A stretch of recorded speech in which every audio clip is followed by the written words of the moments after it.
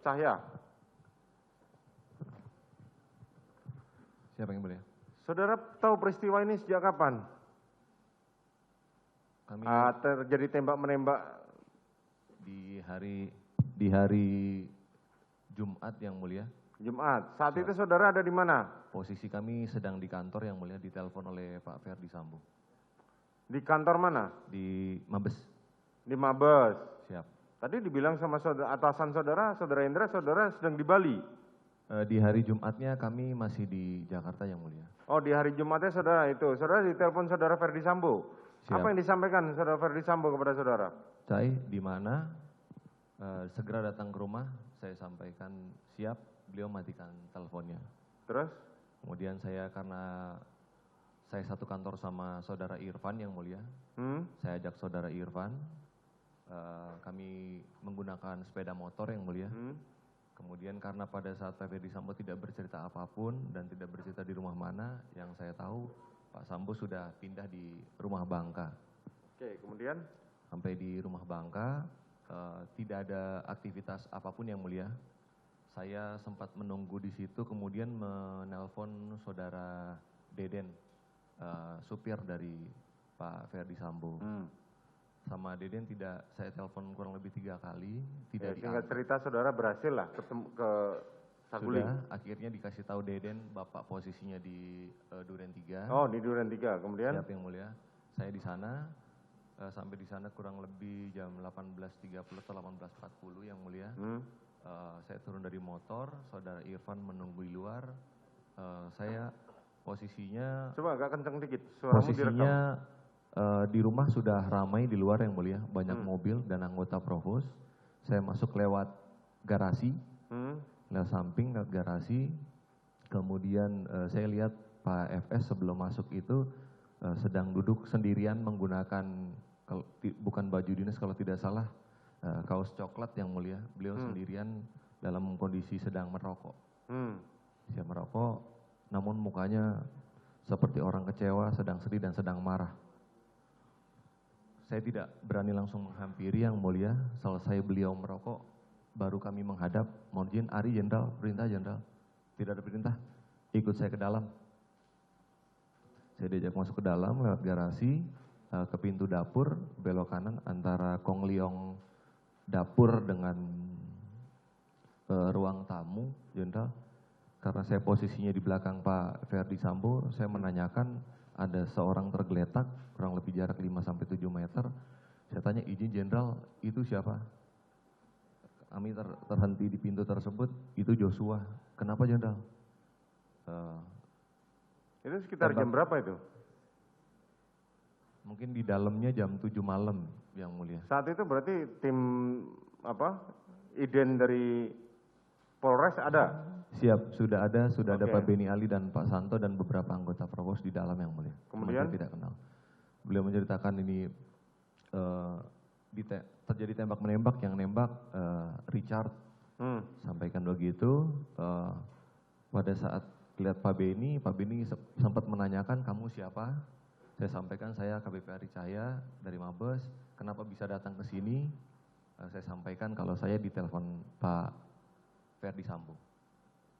Kemudian karena jarak Ricky dengan Richard tidak jauh, saya sempat bertanya ke Ricky, kalau Richard saya tidak kenal. Saya tanya, Ki ada apa? Ya Dan ini terjadi tembak menembak. Siapa yang nembak? Saudara Ricky menunjuk ke arah Richard. Kemudian saya tanya sama Richard, ada apa? Ya Dan, tembak-tembakan kami dan kurang lebih seperti itu. Saya posisinya dari atas, cuman saya nembak, dia nembak, maksudnya almarhum Joshua menembak saudara Richard duluan.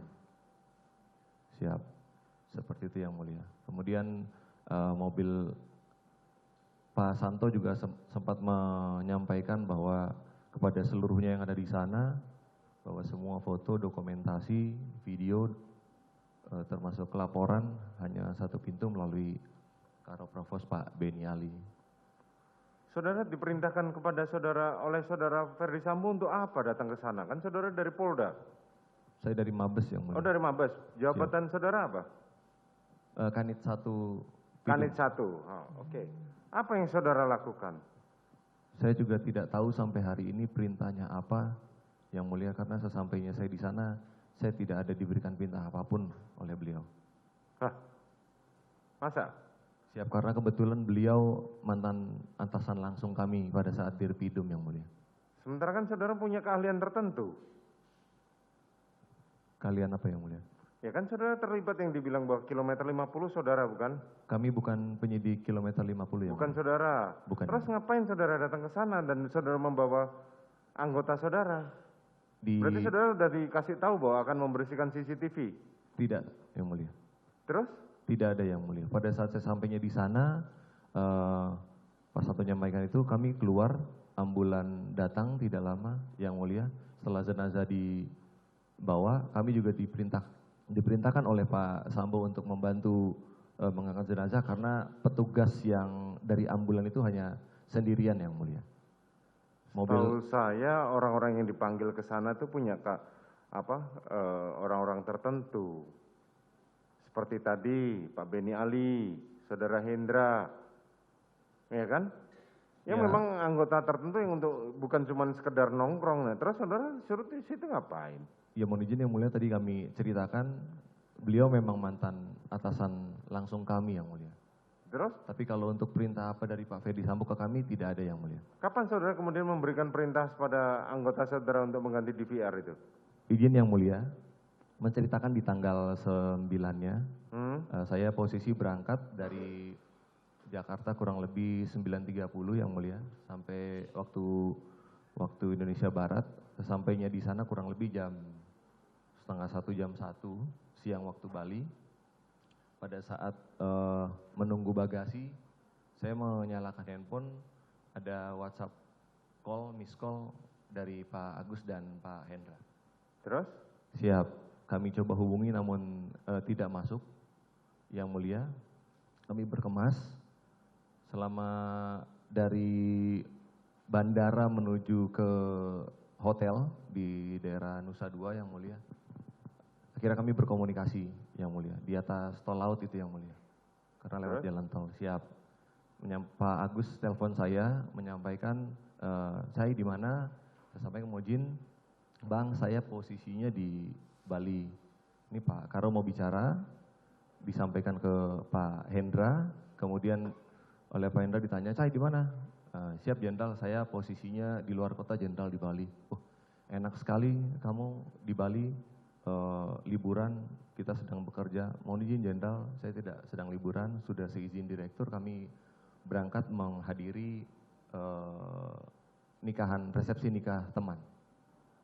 Seperti itu, Yang Mulia. Kemudian, oh ya sudah, teleponnya diberikan lagi ke Pak Agus. Pak Agus menanyakan ke saya, Cai, siapa yang bisa ke Aspol Duren 3? Mohon izin Bang, kami posisinya di luar kota, berkenan AKP Irfan, Kasubnit saya. Saya telepon Irfan, telepon dimatikan. Saya telepon Irfan, seperti yang tadi dicatatkan sama Irfan, sesampainya di Duren 3, Irfan sempat menyampaikan ke saya, Bang, saya sudah sampai. Van, habis ini saya kasih nomor teleponnya KDNA. Irfan menghadap beliau langsung, Bang, izin Bang, perintahnya apa? Saya juga tidak tahu, Van, perintahnya apa. Setelah itu tidak ada informasi apapun dari Irfan. Di hari Seninnya Irfan melaporkan ke saya, Yang Mulia, kalau dia mendapat perintah dari Pak Agus untuk mengamankan, diserahkan ke Bang Cu, menurut ceritanya Irfan, dan akan diserahkan ke penyidik Polres Jakarta Selatan. Saya sempat kaget, saya bilang, waduh, kok bisa, Van? Siapa? Perintah. Ya, saya sampaikan ke Irfan, siapapun nanti yang bertanya termasuk pimpinan, ceritakan apa adanya. Itu saja, Yang Mulia. Apalagi yang saudara ketahui? Di tanggal 12-nya kami diperintah Pak Direktur untuk dampingi ke TKP, namun kami tidak masuk, Yang Mulia. Saya hanya di luar saja. Kemudian, saudara ikut menyidik perkara ini? Tidak, Yang Mulia. Kenapa? Kan saudara di Bareskrim. Itu yang menangani Subdit 1, Yang Mulia. Saudara Subdit berapa? Di Subdit 3, Yang Mulia. Subdit 3. Siap. Saudara masih di Subdit 3 hingga saat ini? Tidak yang mulia, demosi yang mulia. Oh, demosi. Kapan saudara di Patsus yang mulia. Di Patsus? Tanggal 8 Agustus yang mulia. Tanggal 8 Agustus. Ya. Terus saudara di sidang kode etik? Siap, demosi 5 tahun yang mulia. Demosi 5 tahun. Siap. Gimana perasaan saudara? Kecewa yang mulia. Kenapa kecewa?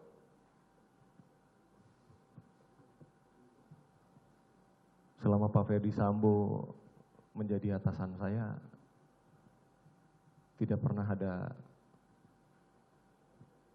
yang aneh-aneh dari beliau. Beliau juga, saya yakin di Propam juga mengajarkan selalu yang baik, yang mulia, kepada anggotanya, kepada seluruh jajarannya. Tapi kenapa di saat ada kejadian seperti itu, beliau tidak menceritakan yang sebenar-benarnya? Karena menurut saya perkara ini perkara mudah yang mulia.